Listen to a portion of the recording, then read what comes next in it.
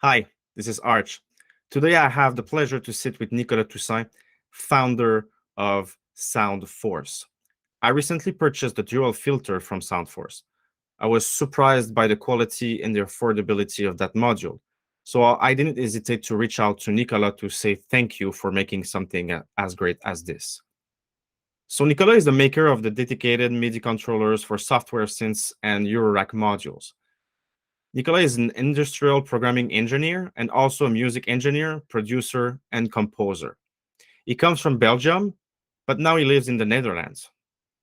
So he founded SoundForce in 2014, and since then he's developed a bunch of controllers and Eurorack modules, such as, of course, the dual filter, but also the dual ADSR, the dual LFO, and one of his great product, according to many people, the DCO.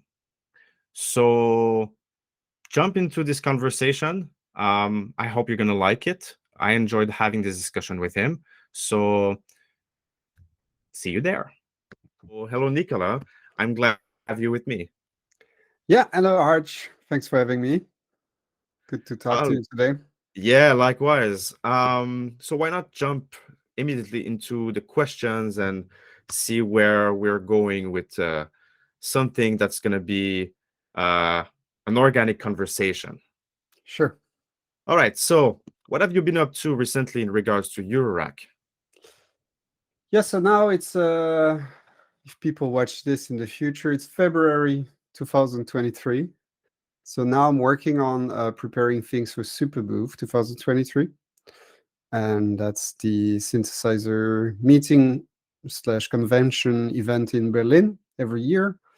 So I'm working on finishing prototyping and sort of preparing production for the next module, which is gonna be another release in a bit of Juno theme, a line that I have, which the dual filter is not in.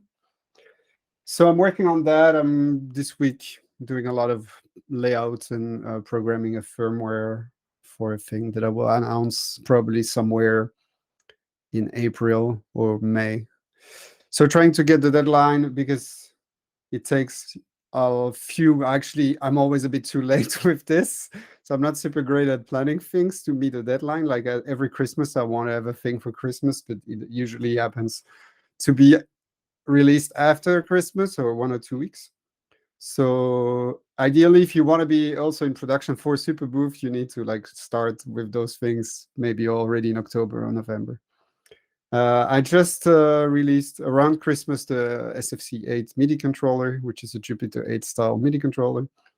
So I did a lot of that for quite a long time, and now I'm back to working on a new module again.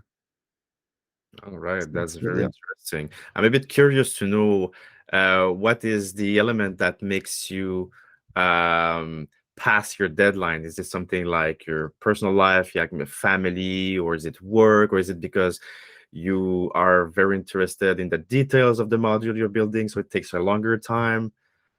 So it's all of those things that you just named. Yeah, I always sometimes have the tendency to be over positive, over, how do you say, optimist Yeah, you're the about opposite one. how fast are things gonna go. And this, when I start a new project, it's always because there are certain things that are, okay, I have an idea how to do this and to make the thing, and then there are parts I need to research, I need to learn about a few things, which keeps it interesting for me. And that's always an unknown. How long is this gonna take to figure out this thing? How many days you're gonna need to either read documentation and prototype or hardware breadboarding, or to fight against a microprocessor that's very powerful and affordable, but also really complex and deep, where you need to have a lot of knowledge. Then, yeah, on the other side, I'm also a father, and I like to do the daily things in my life correctly. So being with my daughter, cooking, and since 2 years I'm also exercising and going for runs and stuff. So that also now that the company is running a bit better and a bit smoothly, I feel like more relaxed and I can do the other things. And then there's the production side of the company. So maybe we can talk about this a bit more later, but I also like to be really involved with not all the manufacturing, but at least like the final assembly and the testing and the packing. It's something that I really like to be the control freak about this. So if something is suddenly very popular or I sell a lot of a thing, then I need to go and make new ones, make a new batch, which might means that development is either slower or paused for a little while. And there's all of those things. And then, of course, you really want to, I think people that use Eurorack are very passionate and very specific about this. And the makers are also very, very specific, if not more. I don't know if it's more, I don't know if it's a contest of comparison. But yeah, you need to be really have a great attention to details in order not to make the mistake that cause you to have to repair a lot of units because of this part that was not right, something like this.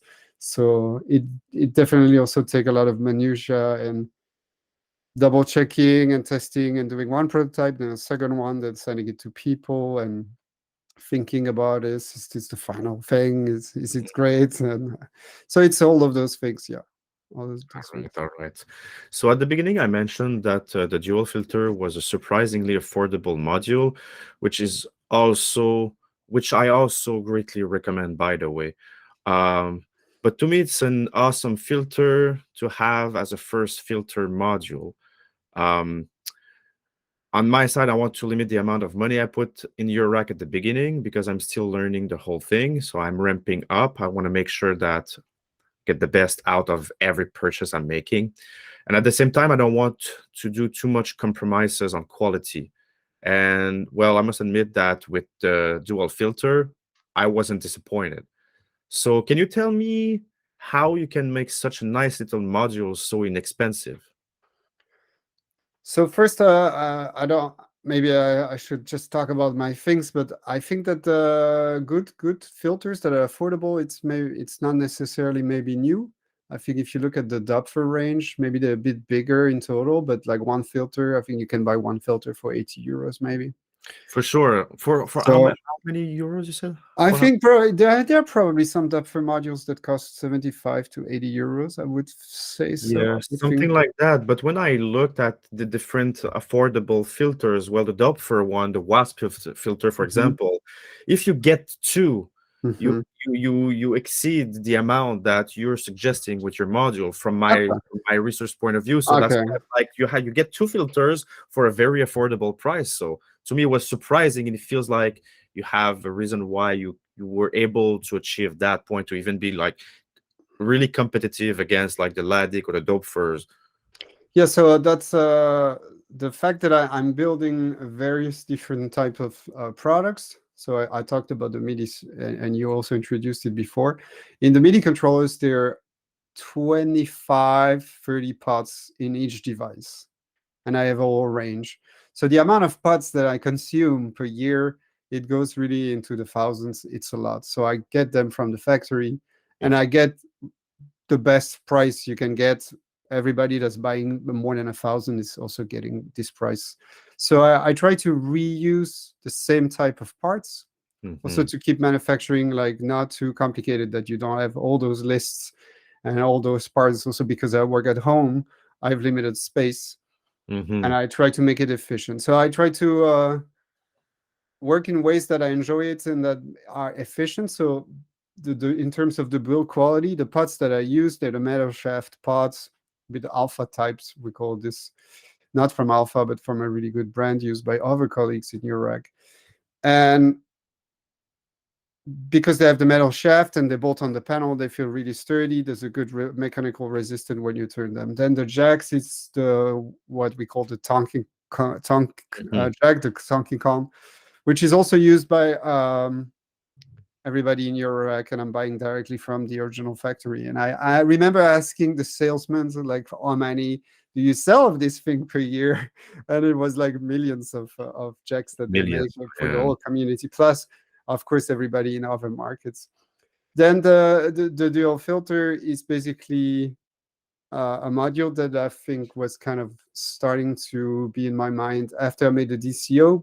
When I was prototyping, still developing the LFO and the ADSR, the dual LFO and dual ADSR, and I thought, I don't have a filter with my name on it. And Can I have one?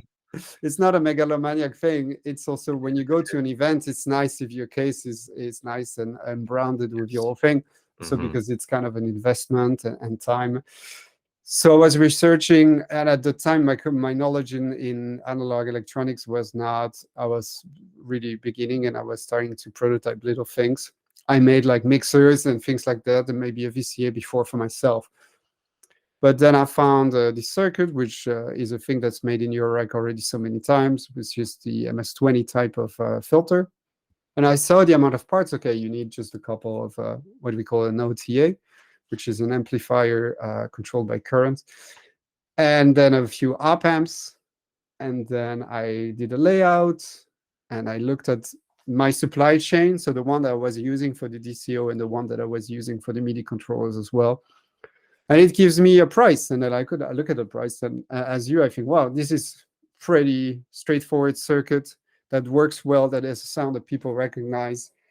It has a certain attitude to it, and then you just make the calculation with the numbers, and you look at how long are you busy with making one, testing one, and then you come up with a price. You can design things the other way around. You could say, this is my concept, this is what I want to make. And then you work your way through the engineering, you make your part list, and that's your price. And if you want to make a thing and you love it, doesn't matter sometimes how much you will sell it for. It's going to be more expensive than that. But some products like this one make sense because they end up to be affordable products. If that thing was like so much more, then the first reaction of everybody, yes, but you can already buy this for this price. So then it's more like designed to hit a target price. At the same time, it's not that I take this very expensive part and I replace it with this very cheap parts, because next to a few ICs, so op amps and OTAs, which when you buy it at the right spot, it's already normal brands, so the A brands at the normal price or really good price. And the rest is just resistors and capacitors, which are placed by a machine, and they're 1 millimeter by 2 millimeters. So they're already like just a few cents a piece. So efficient circuit, manufacturing, in my view, efficiently. Then after, for all the true old stuff, that's what I do here. So all the checks in the pots. I have this little bath of solder that's at about 200 something degrees. I don't remember the set points on the machine exactly. And I preheat my PCBs and I dip them in the solder. And because they're small, they heat up really fast. The PCB doesn't get too much stress, and it solders like really, really, really well. First, you need to put a little flux on the pad and heat it up. So in few hours like this, I can do 50 of 100 top PCBs. So it's efficient. It's a bit more fun. It's better for your back because you're not like this. You put the fume extractor in front of it and everything is just, so it's also relatively safe. And once again, that's the part of the process where I make it quick and efficient for myself, which keeps the price low. When you make a product and it's really annoying to build it and to test it and to pack it, you want to make it more expensive because it costs you more energy. It lasts longer. But when a thing is really quick and easy and the list of parts is also affordable, then it's relatively easy to make 50 or 100 units in a matter of a couple of days. Yeah, so I understand like your philosophy here, because I'm myself a digital product designer and I know like the whole process of designing a product. And what I find interesting here is like in your design process, you strongly consider everything that's operation, logistics, production. So you set yourself some, let's say,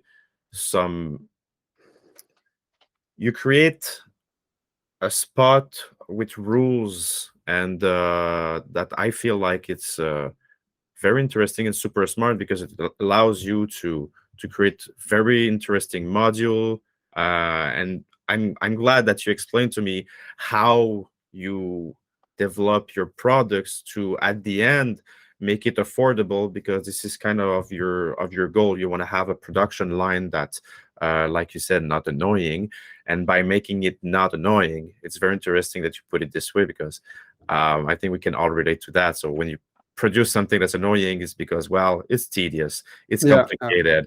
You make maybe a lot of errors and back and forth and stuff like that. So of course you have to charge people for the amount of time you spent on building those things. And I think everyone's going to agree that, well, nobody should work hard on making modules and ask for a cheap price. That would not be respectful, and there would not be people like you around to build nice modules. So I think it's a very nice way to look at how people can build modules.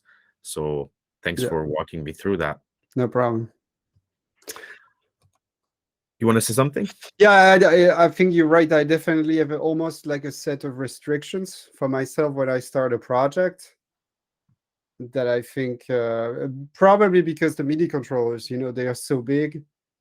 And at first, especially to find the right way and the right combination of like engineering systems and tricks in order to make those actually makeable and manufacturable, that it kind of spread into also the module range and everything that I do. I think if you only make modules, you maybe also have a bit more space, because the front panel is in your shelf is like, it's very small. Yeah. And I would definitely, for me, it's also, like you said, it's about my personal happiness and relaxation. Like I want to be, even though soldering and assembling is not the most fun thing to do, and I know a lot of colleagues say, I don't want to do this. I just contract that to a manufacturer, and I don't want to do anything, which I completely also understand. But for me, I like to do it. So I need to feel good also at the end of the day. I need to feel, I did a lot today, created value. I now have stock in the shelf, or tomorrow I will have stock in the shelf. And it's definitely different. Seems like you got a nice little thing with SoundForce and your work philosophy. That's good for you. That's good for us. We're all happy about that. So we started discussing about the dual filter, but I'm also very interested in the DCO. Again, a lot seems to be going on with this affordable oscillator, a 16 HP module with a great oscillation mixer and a good amount of inputs for as low as $250 US. I compare to the IntelliGel's Dixie 2 Plus, which is a similar oscillator for a little bit less, 230 US, but with no mixer. And that little extra $30 for such a mixer seems like a very good deal to me. And as I understand it, and correct me if I'm wrong, the DCO is an analog module with some digital shenanigans under the hood for maximum stability. And to me, it sounds like this means it's easier to tune and to keep it tuned. But there, I want you to jump in, because the technicalities here, well, I'm not the expert here, so can you tell us a bit more about like the analog versus digital aspect of the DCO? Explain me how it works. Yeah, so I think like the most simple non-technical way I can explain the difference between a DCO and a VCO is that the way the audio is created, the sound is exactly the same, but the way the frequency is set, as well as the amplitude, that's done with a digital programmable chip called a microcontroller. So if I go deeper in the technical explanations, both some of the most traditional VCOs are made the same way. It's a saw wave core, which means that the first signal made is a saw wave, and that will be transformed into other waveforms using either comparators or wave shapers. So both a VCO, some of the VCO and a DCO, they create a saw wave by charging a capacitor. So that's really the voltage increasing in a capacitor, and it's linear, so you have a nice saw wave. And at some point you say, now is the end of the saw wave.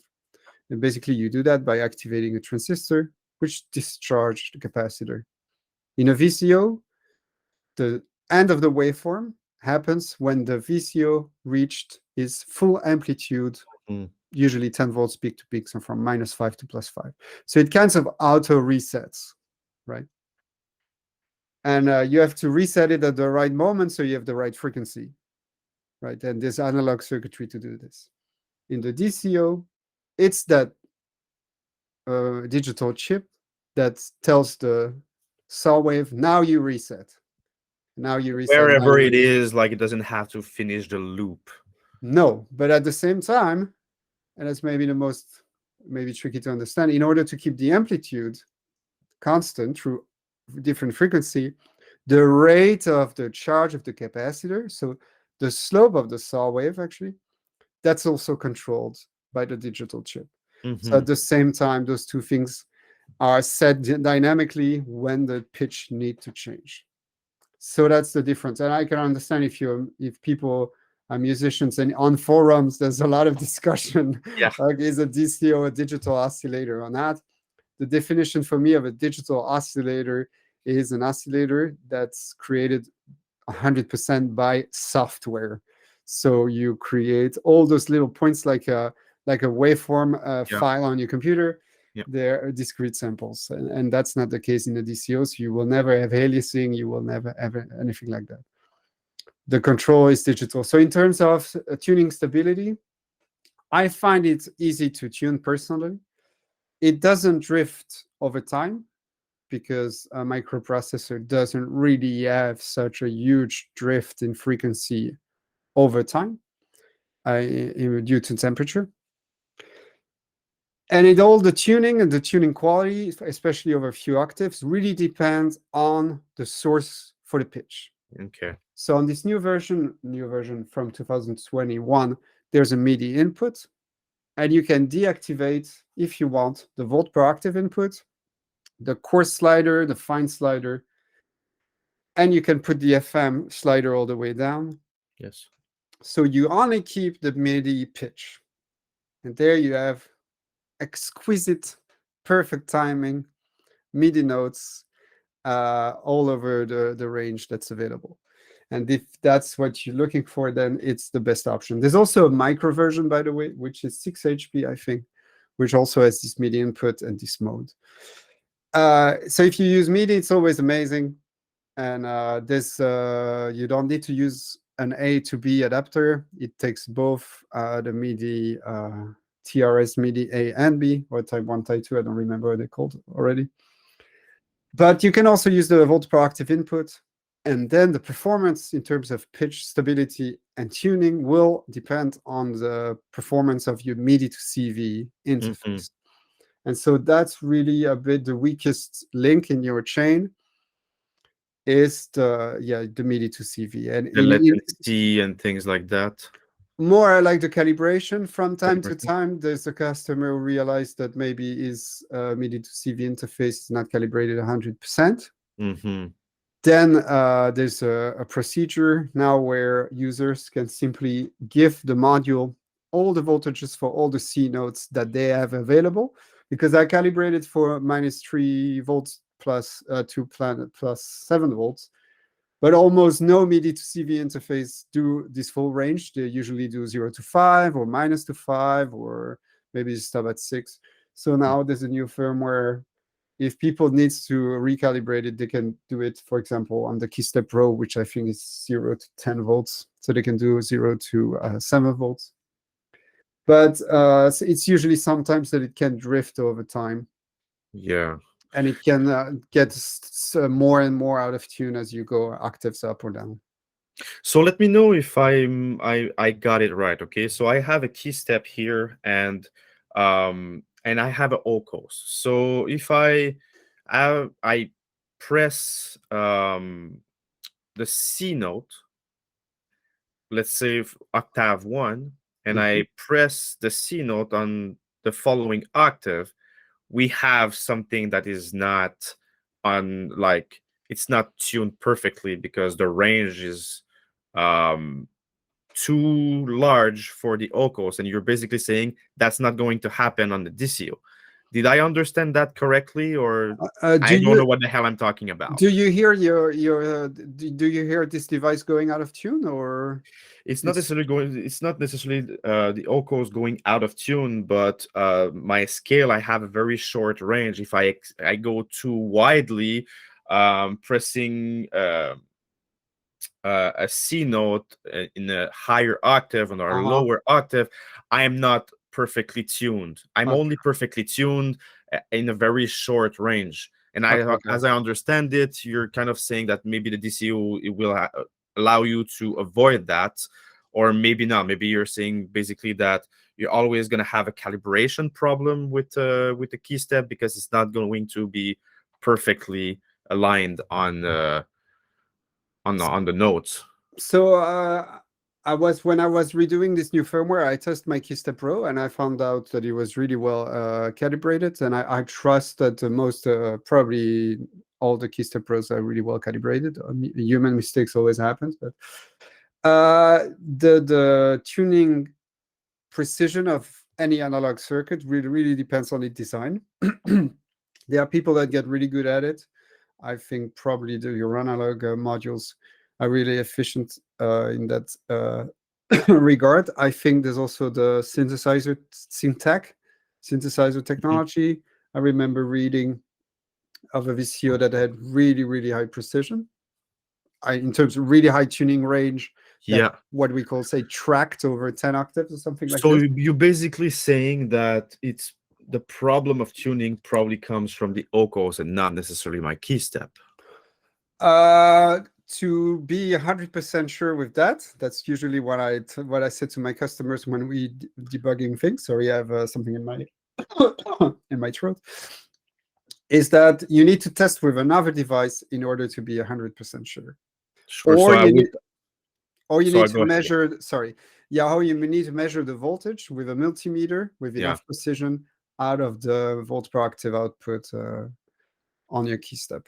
So to debug this, first I should plug my key step into the OCOs, see how far it gets from like being perfectly tuned, Yeah, and then do the same exercise with the Dixie 2 Plus, for example, and see if it comes from the oscillator itself or from the key step, and exactly. start from there and see where the problem goes. So basically, the question I asked at the beginning in regards to if the DCO would avoid that, well, that could be a third oscillator I could do some tests with and then really see if the key step is somehow part of the reason why I have a tuning problem or if it really comes from the oscillator. But to your sense, do you feel like if we did the test today together, the DCU would be more on tune or? I mean, I hope. I'm pretty confident, yes. So if it's calibrated right, uh, so especially if you use, I mean, if you have a key step, I would say use the MIDI input. Then Yeah. then absolutely this is better than any analog oscillator, or as good, as Hmm. good as the ones that track really well, and better than the ones that track maybe 5 octaves.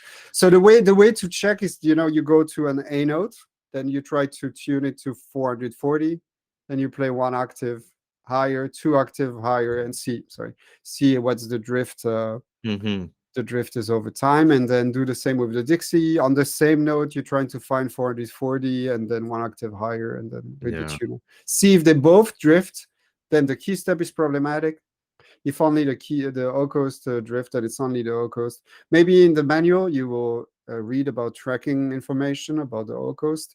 It's a more experimental synthesizer, so Yeah. maybe they put less effort in absolute perfect volt per octave tracking, but Hmm. more on the other features. that could be possible. I don't have this device, so I can't say. But yeah, maybe you have more information in the manual. Yeah, sure. So I haven't used my keystep for a while because now I have a BitStep Pro, but I want to jump onto something you said a few seconds ago. You basically said you should use your MIDI output and your MIDI input. So basically, the keystep has a MIDI output. I can connect it to my OCOS in a MIDI input, and there's a converter, of course, inside the OCOS. And if I'm not mistaken, at the beginning when I was using the OCOS and the keystep, I was only doing that to play. I was not taking the pitch output of the keystep to plug it into the 1 volt per octave because I didn't need it because I could control the notes using MIDI only. If I'm not mistaken, that's what was happening. And when I connect the pitch output into the 1 volt per octave, I have a different scale happening right away. If I unplug the 1 volt per octave, it's a different scale, or let's say a different tuning. And when I plug it back in, it's like higher pitched. So you're basically telling me, well, try without the 1 volt per octave. Yes. See how stable it is, how much, how well it handles tuning. And then try it with the 1 volt per octave and see if there's a difference there. Is that what you were basically? Yeah, definitely. If MIDI is if fixing the problem, then well, then you don't know. You don't know if it's the yeah, it's the MIDI converter in the OCOS or the MIDI signal getting out of the keystep. I think comparing the Dixie and the OCOS is probably your best bet. Because you know then if one of them is good and the other one not, that you know, okay, that you can put the finger on the finger. Yeah, for sure. All right, I guess at one point I'm gonna try to debug the whole thing, but if I respect my scaling range, I'm not like I'm good. But I also see like when I change the octave on my Dixie 2, and I have to double check to validate that. So take that with a grain of salt. But if I remember correctly, my tuning slides a little bit as I change the octaves. So if I start at octaves 2 and I move it to octave 6, I'm not going to be as tuned as I would be starting with being at octave number 2, for example. I understand. Yeah, it depends how the switch is implemented. As well, right. You can add like a very precise amount of voltage to the pitch already. It depends how it's implemented. Yeah. Sure. That could potentially be a rabbit hole right now, right? Yes. So I also always say to people asking me, you know, sometimes people send me an email, hey, I get this like 0.2 cents shift here on that octave. Is it normal? Because people also a bit concerned, is the module good or is there a problem? So I always sometimes refer also, you know, do you hear it? Is it really annoying? Because sometimes also like in Logic, the tuner is mostly designed and programmed for guitar, for like the frequency of the guitar range. At some point when the oscillator goes too high, it doesn't track correctly. Exactly. But on my oscilloscope, there is a frequency counter, which is kind of a tuner. And I can see it's still so exact there. Yeah, that's a very good advice, and I'm learning something today, and it makes sense. Good. Makes sense. All right. So as you already know, I launched a little newsletter recently. It's called Rakt, R-A-K-T. For those who are not aware of this little thing, one of the main goals of this newsletter is to facilitate the life of beginners. Because, well, the modular synthesizer world can be extremely daunting. People throw the towel very fast. So as long as I like technicalities, like any other Eurorack musicians, I'd like to spend a little bit more time about the world of Eurorack from your point of view. So let's have some kind of philosophical conversation from here. So looking at your brand, it feels like you're making it easy for beginners on purpose. Based on the discussion we just had, you didn't mention it specifically. but how important is it for you to make beginners' lives easier? So in a way, when I start a project, it's never really not so much thinking about beginners or people who are starting, but it is true that one of the things that I personally appreciate and how I like to make things is that when you look at the panel, you're supposed to know for 90% or completely how does it work and how you need to use it. And it also helps that I'm making products. I might need to get some more water later. I'm making products that are relatively straightforward, Yeah. They are by design and by function. So it's easy to make things. You look at them, okay, you know how it works, and they lean on other things that people already know from before. Yes. So I try to make the layout so there's enough space. There's enough space for also the labels to be close, but not too close and not far. So it makes completely sense, and you know exactly how you need to plug things together. So I think that kind of maybe also helps people to look at a module and think, hey, I can use this when I have the basic knowledge about modular, and I can plug this together to use it. That's good. That's good. I think it's a very interesting way to put it. I know, like as a business owner, I had like different projects, different businesses in my career. We always try to think about the end user and stuff like that. So for you, is like you didn't define the end user as being either a beginner or an expert. You're more like, well, let's make it easy for everyone. Let's make it straightforward, so you don't end up creating a module that's just going to either create confusion or make it hard to play with, having a, let's say, a more difficult let's say learning curve. That's basically how you want to this is how you touch your users. Yeah, It's yeah. some kind of So, philosophy like that. so I don't want to. I'm not really big on screens and displays and menus, and I think a lot of people are not. And sometimes they're necessary when you want to offer something really deep, and that I understand. In terms of like thinking about the user, usually I have a few friends now, and I send them pictures of the front panels.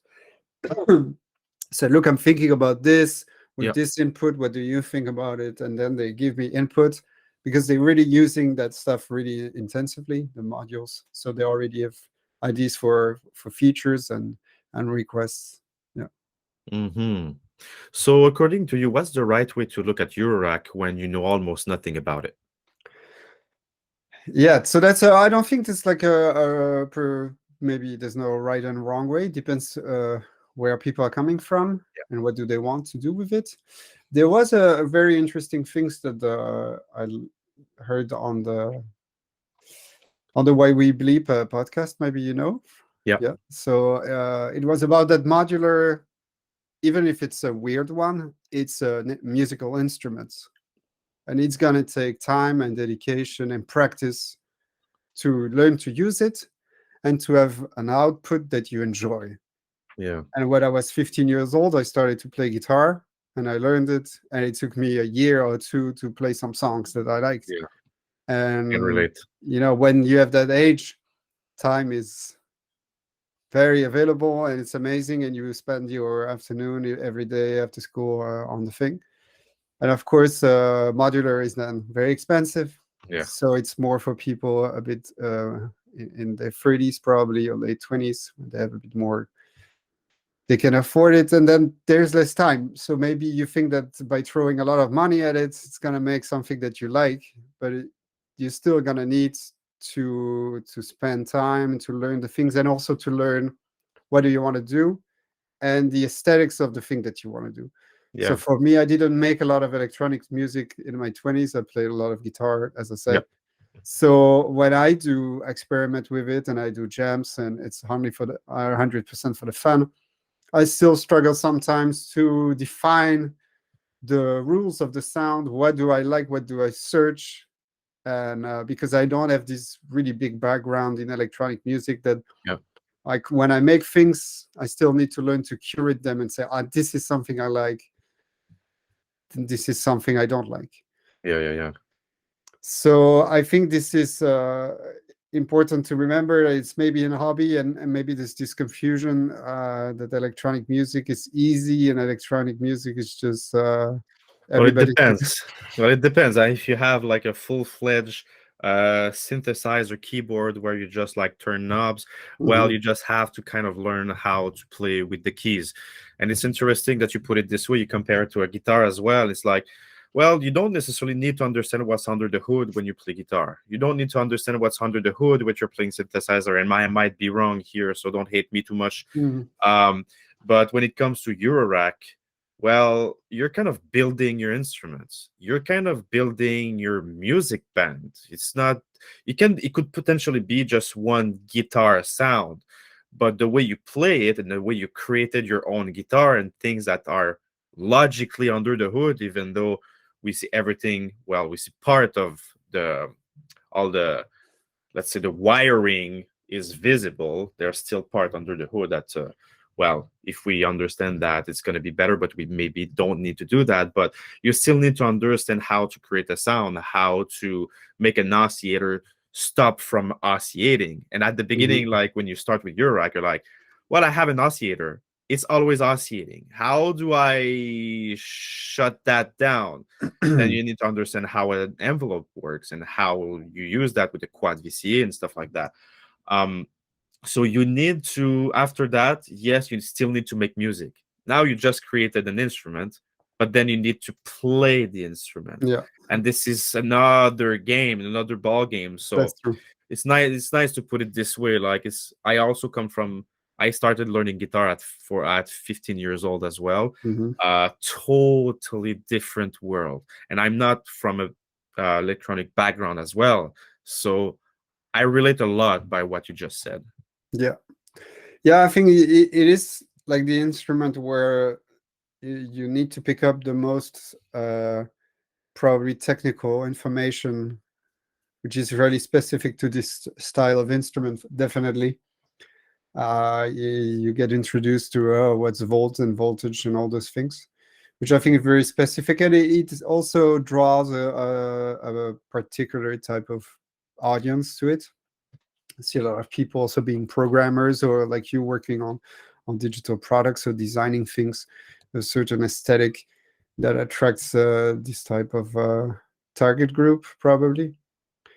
And also for people who want to start, I think don't be too maybe extremists. There's definitely this group of people that say, I don't want to touch a mouse or look at a screen.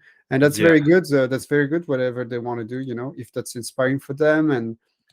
But for me, I think if people are already making music using the computer and have a bunch of other machines or controller, they can integrate a exactly. setup with it and use it as either an interesting synth voice or a weirdish sound Yeah, creation or something that's a bit more physical or generative or something like this. But yeah, personally, also because I'm in the MIDI business, I don't look at this like in a black and white fashion. I always have a computer with me, and they are, for example, in terms of, they are fantastic reverb modules, and they're really big, and they're quite kind of pricey. If you look at the Valhalla DSP plugins, I think yeah, they're each 50 euros, and they sound so beautiful. yeah, So if you combine things, you can still maybe hang on to what you know from Ableton or Logic or Cubase or whatever, and then introduce this a bit more softly. But yeah, it's definitely you need to learn it. As you said, first you need to learn like some theory things, which is yeah. like Basic technical theory, things. yes. Otherwise, you'll be plugging things in, and it's going to be frustrating. Sometimes at Superbooth, I see people really in the most direct way, like experimenting by just plugging cables and seeing what Yes. happens. I see, are you plugging an output to an output? It's nothing's going to happen. So this kind of frustration can come if you don't know what every single jack is doing and why is it called the way it's called. And blah, blah. Yeah, exactly. Yeah.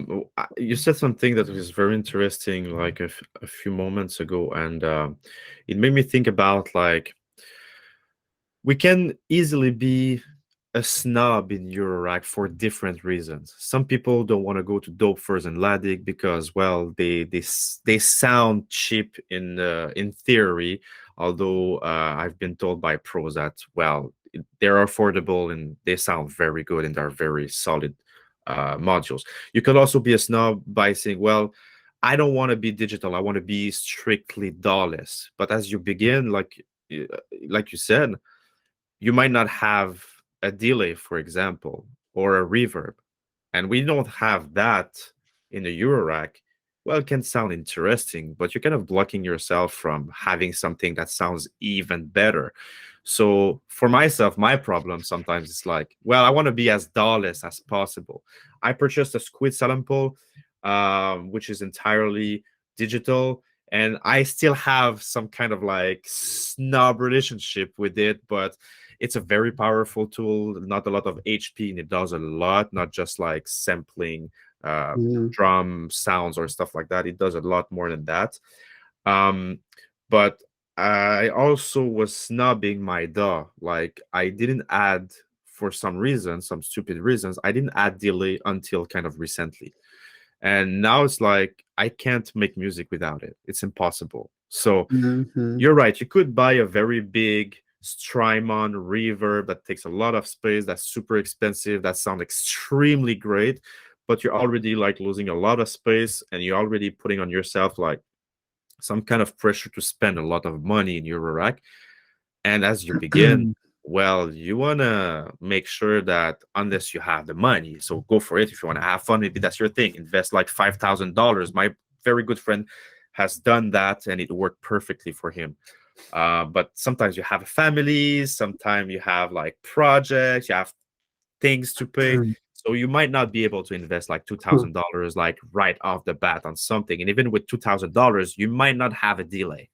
So why not give yourself a break, and why not using the DAW a little bit and not snub that a little bit? So that would be my advice to how you should see Eurorack when you begin. Definitely. I mean, even if you would start to play guitar in your adult life, you don't start by buying a Gibson Les Paul custom that Some costs people do. Some people do, and maybe that's part of the trip. But yeah, it's not, usually you have a cheap, maybe clunky guitar at the beginning. It's not even fun playing. I started with like a Aria acoustic. Like the I remember. frets were like the in French it's called the touche. The way you press the Jesus, I just have like French words for that. But as soon as you played for it, here was like very, very hard. You had to press a lot, and it didn't sound like good. So playing was not fun. So if you have the money to buy a guitar that's at least fun to play on, I would recommend it, but not necessarily paying for like a special edition Gibson of like $3,000. I wouldn't necessarily start there. So. Not personally, not myself, neither. But I think you're definitely right. And another thing in modular that's maybe a bit annoying or really too big is a full drum kit. You know, if you really want to do, I mean, unless like something like the Squid sample is really, it's a really good option because it's not too big. But a lot of people have the opinion that, you know, maybe modular, I keep it outside of the case and I have a little drum machine that can play some samples and things like this. Yeah. So I'm not very into like adding drums to my music right now because I lean a lot towards ambient. But when I want to do just maybe just a kick, or maybe sometimes you just want to have a hi-hat because it adds some percussion, and percussion is still very interesting, not just like a very drummy kind of music. I still have the option to do it. If I want to inject an ambient sample, I still have the possibility to do that as well. And there's like envelope included into that, like quantizers and filters and stuff like that. It does a lot. Like I don't know exactly how many HP that is, maybe 26, something like that. And it covers the range of maybe 50 to 60 HP, maybe more and stuff like that. So as long as I'm not into the digital stuff, well, you know what? I have it. I'm going to make the best of it. And I should not snub it, basically. No, and I think in terms of snobism, digital and analog, I don't know. I would have to scan the whole modular grid and take numbers. But I would not be surprised if there are at this point maybe more modules that are digital than analog, you know?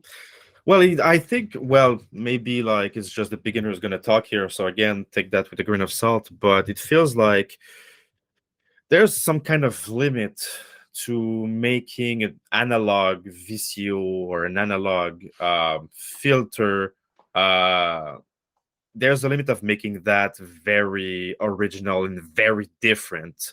Or with the digital world, well, you can manipulate the tone more easily. You can do more creative stuff. You can save a lot of space. Maybe I'm just throwing this out there by trying to basically say, well, it offers so many options. Digital modules are more efficient, more effective. Maybe I start blocking when we remove the knobs and the controls like that and put that into a screen. This is where I drop out. Like right now, I want to buy a quantizer, and I was strongly recommending the ornament and crime. I'm like, okay, for quantizer, maybe because maybe I don't need to change the knobs of something like that, or sometimes maybe they don't have knobs, they just have like buttons and stuff like that. So yeah, on a screen on a button, as soon as it's set up, I don't touch it too much. But if I want to, for example, use a Turing machine, in Ornament and Crime, they have like it has 4 Turing machines. But the nice part of playing with the Turing machine is to actually play with the knob, so you can control like the amount of randomness that you have or the luck very precisely, something which you probably can do on Ornament and Crime. But I feel like when you have 4 machine Turing playing at the same time, what is nice about it is you can lock one voice, for example, and you have a repetitive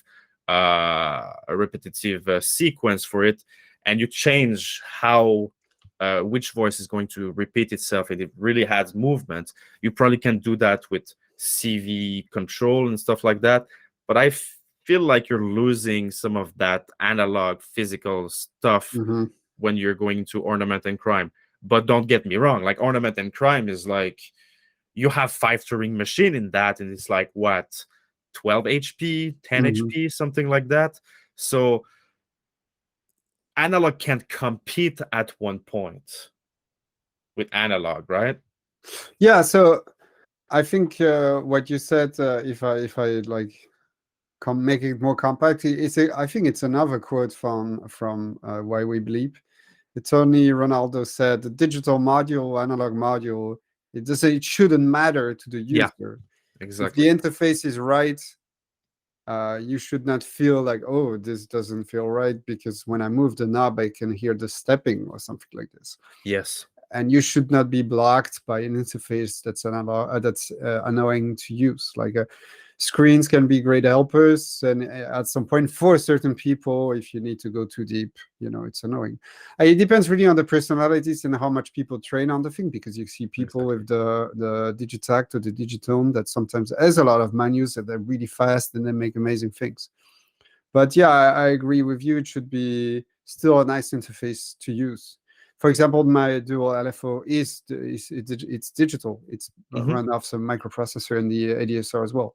But I didn't make the interface digital at all. I made an interface that would be exactly the same as in an analog LFO module. Right. So I'm gonna try to be a lesser snob when it comes to digital, because it's actually like one of my challenges. Well, we're almost at time, but I want to jam a little bit on some kind of questions that are aimed at making a conversation more interesting or more fun. So imagine this. Tomorrow you wake up.